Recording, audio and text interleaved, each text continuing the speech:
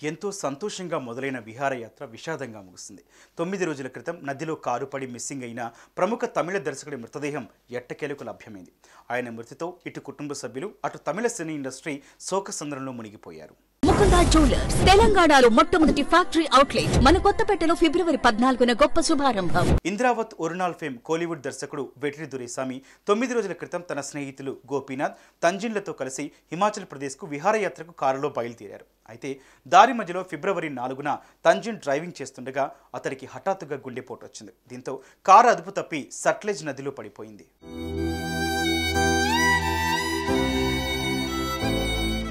ఈ ప్రమాదంలో గోపీనాథ్కు తీవ్ర గాయాలు కాగా తంజిన్ అక్కడికక్కడే మృతి చెందాడు. అయితే వీరితో పాటు ఉన్న దర్శకుడు వెట్రి మాత్రం నీటి ప్రవాహంలో కొట్టుకుపోయాడు.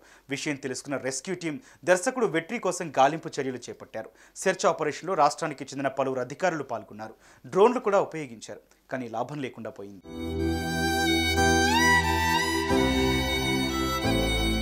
ఇక దర్శకుడు వెట్రి తప్పిపోయిన విషయం తెలుసుకున్న కుటుంబ సభ్యులు ఆయన ఆచూకీ తెలిపిన వారికి ₹1 కోటి రివార్డును కూడా ప్రకటించారు.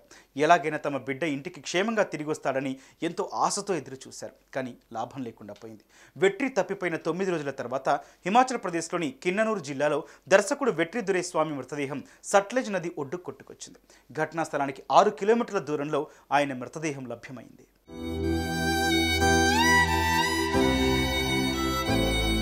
క్షేమంగా తిరిగొస్తాడని 1000 కళ్లతో ఎదురు చూస్తున్న కుటుంబ సభ్యులకు ఆయన శవమై కనిపించడంతో కుటుంబ సభ్యులు కన్నీరు మున్నీరుగా విలపిస్తున్నారు. దర్శకుడి మృతివార్త తెలుసుకున్న తమిళ సినీ సెలబ్రిటీలు తీవ్ర దిగ్భ్రాంతికి గురయ్యారు. సినీ రాజకీయ ప్రముఖులు ఆయన కుటుంబానికి ప్రగాఢ సానుభూతి తెలుపుతున్నారు.